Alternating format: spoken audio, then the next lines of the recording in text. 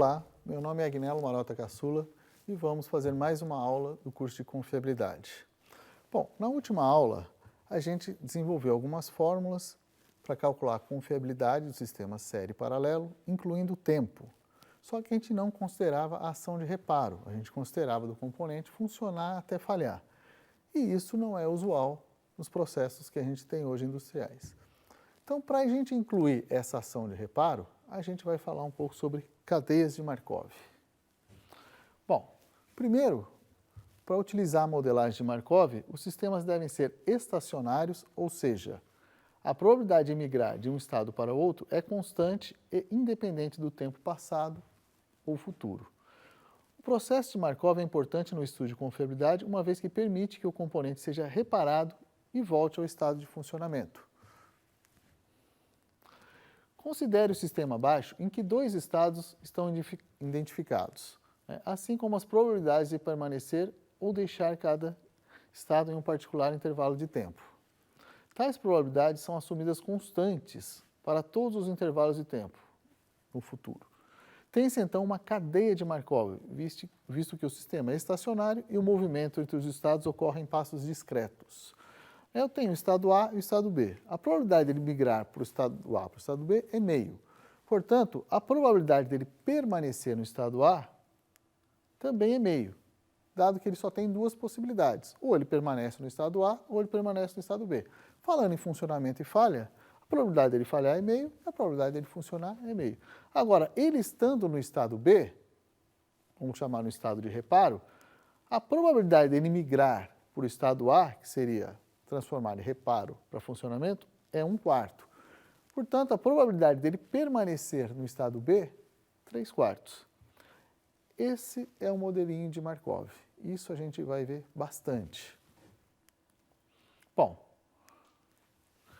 estando inicialmente no estado A, o sistema pode permanecer em A com uma probabilidade igual a meio ou pode migrar para B com igual probabilidade. A soma das probabilidades de residir em um estado com a probabilidade de migrar para outros estados, no caso eu só tenho um, mas se eu tivesse mais de um, é igual a unidade. A evolução do sistema no tempo pode ser determinada construindo um diagrama de árvore, que é chamado a cadeia de Markov. Então vamos lá, se eu estou em A, a probabilidade dele migrar para B é meio. E a probabilidade dele permanecer no estado A também é meio. Se eu estou no estado B, a probabilidade dele permanecer no estado B é 3/4. A probabilidade dele migrar para A é 1/4. E assim eu vou construindo a cadeia. B, permanecer em B, 3/4, migrar para A, 1/4. A, migrar para B, meio, permanecer em A é meio. Voltando para aquele estado A, a probabilidade dele migrar para B é meio, permanecer em A é meio. E assim eu construo a minha cadeia. Nesse caso, eu construí até 3 intervalos de tempo, mas eu poderia continuar a minha cadeia e construir para quantos intervalos de tempo eu quiser. Bom, qual a probabilidade do sistema estar no estado A depois de 3 intervalos? Para ele estar no estado A depois de 3 intervalos, ele tem que estar aqui, aqui, aqui ou aqui, num desses 4. Pessoal, novamente aqueles conceitos que a gente viu de probabilidade. Esses estados são independentes e mutuamente exclusivos. Por que são mutuamente exclusivos? Porque se ele está aqui, ele não pode estar aqui. Porque se ele está aqui, ele fez esse caminho. Então, ele não pode ter feito esse caminho. Então, não tem interseção. Então, a probabilidade dele estar no estado A é simplesmente a probabilidade dele somar. Ele está aqui, ou aqui, ou aqui, ou aqui. São esses caminhos aqui. Qual que é a probabilidade dele estar... Deixa eu voltar aqui. Qual a probabilidade dele estar aqui? Meio. Por quê? Porque eles são independentes. Então, é meio vezes 3/4 vezes 1/4. Qual a probabilidade dele chegar em A por esse caminho? Meio vezes 1/4 vezes meio. E assim eu calculo a probabilidade de cada um desses estados aqui. E a probabilidade dele estar no estado A depois de 3 intervalos é simplesmente eu somar, porque eles são mutuamente exclusivos. Bom, vamos dar um exemplo para ficar mais fácil a gente entender esses conceitos. Um aluno submete-se a uma prova oral constituída de 4 perguntas. A probabilidade desse aluno acertar uma dada questão depende diretamente dele ter acertado ou errado a questão anterior. Supõe-se que, ao acertar uma questão, o aluno ganha autoconfiança, ficando com 80% de chance de acertar a questão seguinte. No entanto, se o aluno errar uma questão, fica nervoso e a chance de acertar a pergunta seguinte reduz-se a 60%. Pessoal, isso é verdade, tá? Então, quando vocês forem fazer uma prova, vocês leiam a prova inteira e façam primeiro aquelas questões que você tem certeza que você sabe. Porque daí você ganha autoconfiança e consegue fazer a sua prova. Se você começa a prova por uma questão que você não sabe fazer, você já fica nervoso e não consegue terminar a prova. Mesmo aquelas questões que você tinha certeza que você sabia fazer, você acaba errando, porque você perdeu a confiança. Bom, se a primeira pergunta foi bem respondida, pergunta-se: qual a probabilidade do aluno acertar 0, 1, 2, 3 ou 4 questões? Se a cada questão forem atribuídos 2,5 pontos, qual a probabilidade do aluno conseguir uma nota maior ou igual a 7,5? É a mesma coisa. Qual a probabilidade do aluno acertar a 4ª questão? Bom, considere-se uma experiência, que é a prova oral, né, que se realiza por 2 estágios. Perguntas. Né? No fim de cada estágio, a experiência só pode apresentar 2 resultados. Resposta certa, que eu vou chamar de estado 1, ou resposta errada, que eu vou chamar de estado 2. O espaço de estados com suas respectivas probabilidades de transição pode ser representado no diagrama a seguir. Então aqui eu chamei estado 1 o quê? De resposta certa. Se eu acertei uma resposta, a probabilidade de eu acertar a seguinte, ou seja, continuar acertando, é 0,8. A probabilidade de eu errar, então, é 0,2. Agora, se eu errei a resposta, a probabilidade de eu acertar a seguinte, ou seja, eu migrar do estado de resposta errada para a resposta certa, é 0,6. Portanto, a probabilidade dele errar a questão é 0,4. Está construído aqui o meu modelinho de Markov. Agora eu posso fazer aquela cadeia como eu fiz naquele caso anterior. E assim eu vou responder todas as perguntas utilizando o que a gente chama de cadeia de Markov.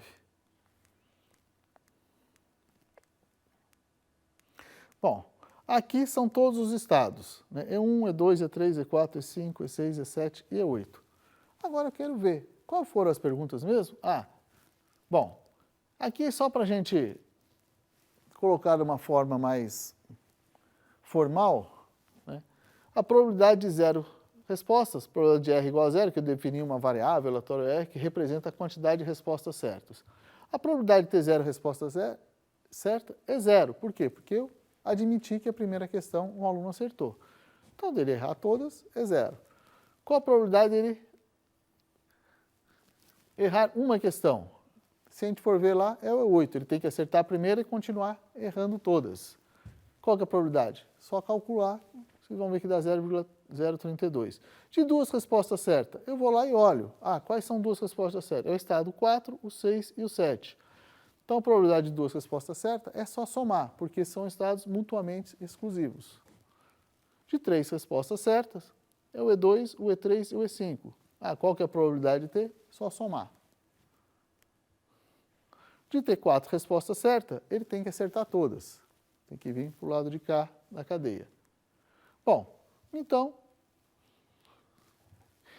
a pergunta que ele quer saber é que se cada resposta vale 2,5 pontos, qual a probabilidade dele acertar 7,5?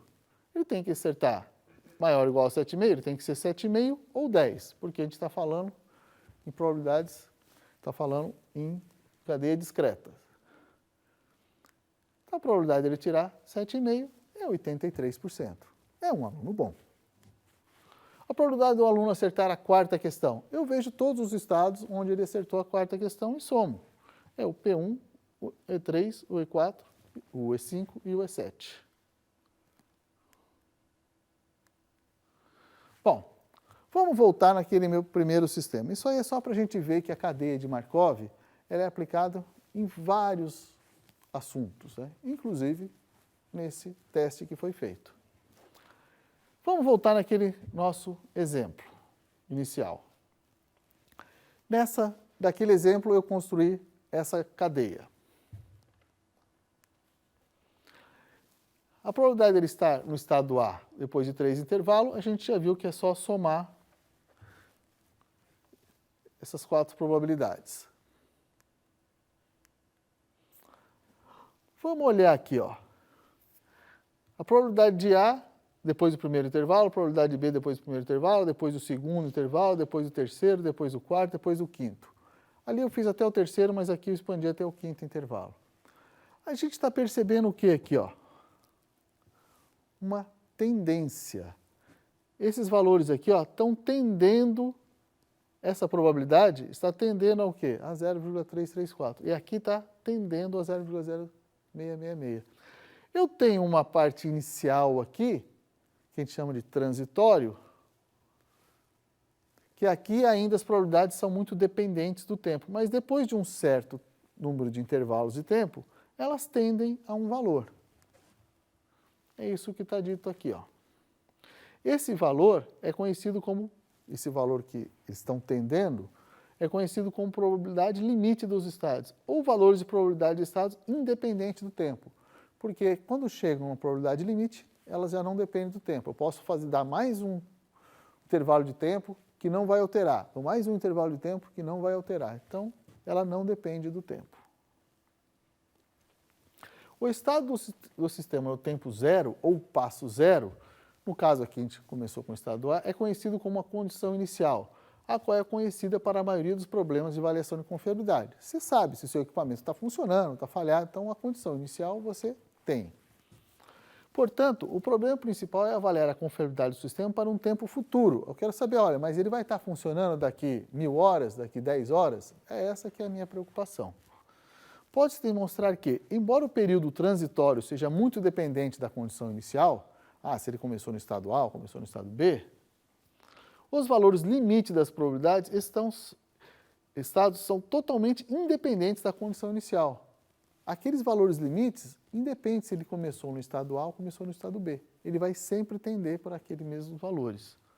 Assim, se o estado inicial, por exemplo, em questão fosse o estado B, o período transitório seria totalmente diferente, mas os valores limites das probabilidades seriam exatamente os mesmos.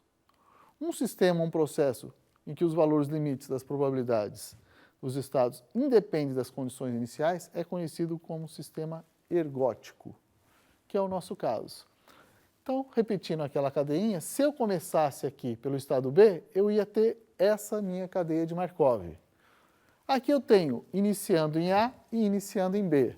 A gente vê que no início é bem diferente, que é o meu período que eu chamo de transitório. Mas depois de um certo intervalo de tempo, se eu começar em A ou começar em B, eles estão tendendo para os mesmos valores. Por isso que o meu sistema é ergótico, ele não depende da condição inicial. Bom, com o aumento do número de intervalos, a probabilidade de residir em um estado tende a um valor limite. Nesse caso, o estado A e o estado B. A probabilidade limite de residir em um estado é independente do estado inicial. É um sistema ergótico. Só para a gente resumir.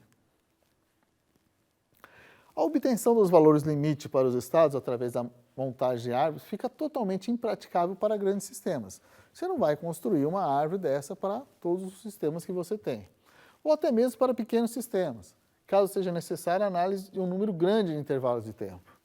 Para esses casos, utiliza um método conhecido como matriz de transição estocástica. Vamos ver o que é isso daí.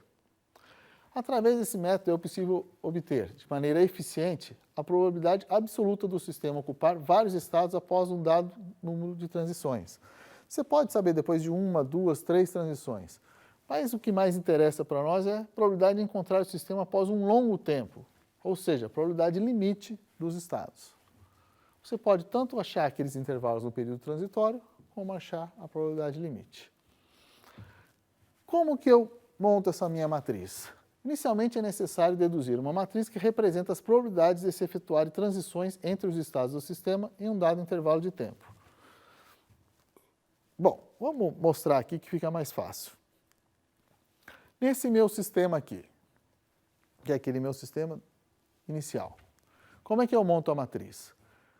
A probabilidade de A permanecer em A é meio. A probabilidade de A migrar para B também é meio. Agora, a probabilidade de B migrar para A é 1/4. B migrar para A, eu coloco 1/4.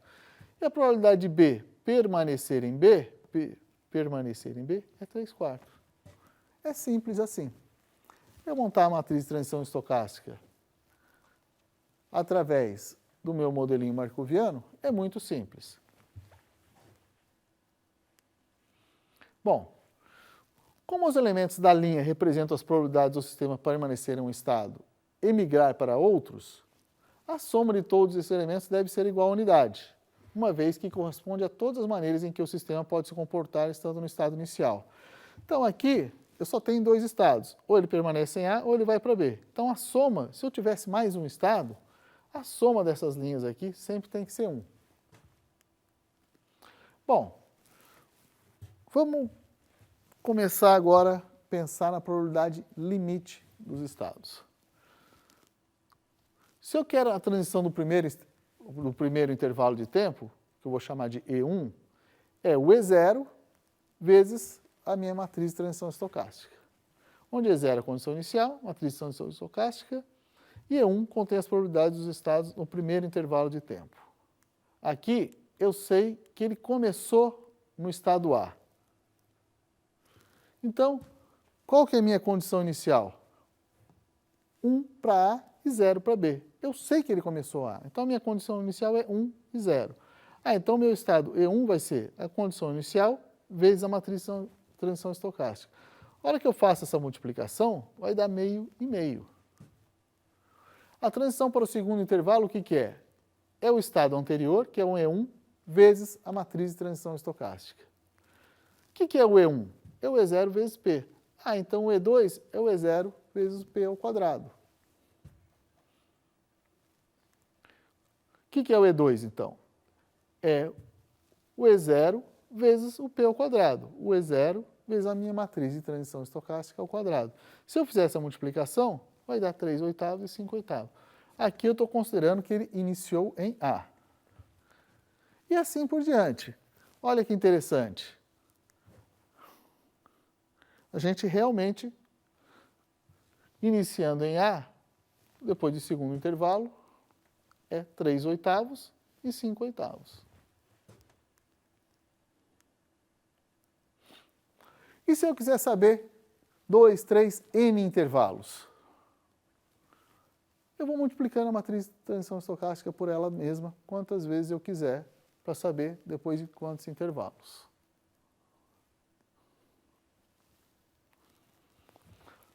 Aqui vamos fazer essa multiplicação literalmente. Vou chamar aqui de estado 1, o A, e o B de estado 2. Se eu multiplicar o P ao quadrado, eu vou ter esse resultado. Pessoal, então aqui, ó, o P ao quadrado, colocando os valores, vai me dar essa matriz aqui. O que significa a linha 1 de P2? O elemento P11 e P2, que é esse daqui, é a probabilidade de estar no estado A, que eu chamei de estado 1, depois de 2 intervalos de tempo, dado que o sistema iniciou no estado A. Então a probabilidade dele estar em A, dado que ele iniciou no estado A, depois de 2 intervalos de tempo. E o elemento P12? É a probabilidade dele estar em B, dado que ele iniciou no estado A, depois de 2 transições. Então, essa linha representa isso. E a gente vê que é exatamente o valor que a gente encontrou quando a gente fez a cadeia. Agora, e essa linha aqui? O que representa essa linha? Representa os valores da probabilidade de A e B, depois de 2 intervalos, dado que ele começou em B. Então, essa matriz, ela me dá todos os resultados, tanto iniciando em A como iniciando em B. Pessoal, mas isso, olha como é bonita a matemática. Isso já está escrito aqui, ó. Quando eu fiz esse desenvolvimento teórico aqui, ó, isso aqui já está claro. O que é esse termo aqui, P2, 1, 2? É a probabilidade de residir no estado 2, dado que iniciou no estado 1, depois de duas transições. Então, a probabilidade de estar no estado 2, dado que iniciou no estado 1, depois de duas transições. Então, ele iniciou no estado 1, aqui. Depois de duas transições, como que ele pode estar aqui? Ele pode pegar uma primeira transição e vir continuar aqui, P1, e na segunda transição migrar para o estado 2. Então, se ele partiu do estado 1 depois de duas transições, como que ele pode estar no estado 2? Uma maneira é a primeira transição permanecer aqui e a outra migrar para cá. Exatamente o que está falando aqui, ó. Primeira transição permaneceu no estado 1, na segunda migrou do 1 para 2. Ou, eu estou no estado 1, migro para o estado 2, e na segunda transição eu permaneço no estado 2. Então veja, literalmente ele já estava fornecendo para nós esse resultado.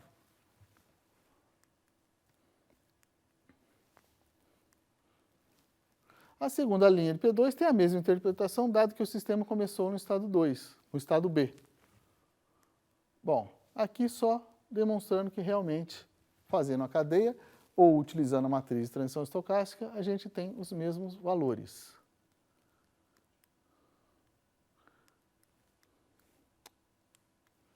Quando as condições iniciais não são conhecidas, então a matriz P deve ser pré-multiplicada pelo vetor de probabilidade inicial, que representa a probabilidade dos estados do sistema no início da missão. De uma forma geral, a probabilidade do sistema se encontrar em determinado estado após n intervalos é E0 vezes P elevado a n. Considere que a probabilidade de residir no estado A no tempo zero é 1/3. Então, se é 1/3 no estado A, tem que ser 2/3 no estado B, porque eles são complementares, eu só tenho dois estados. Então, eu posso colocar esse aqui, é minha condição inicial, eu multiplico pela minha matriz de transição estocástica. Quantos intervalos de tempo? Depois de 2 intervalos de tempo. É esse daqui. Aqui é a minha condição inicial. Muito obrigado. Próxima aula a gente continua.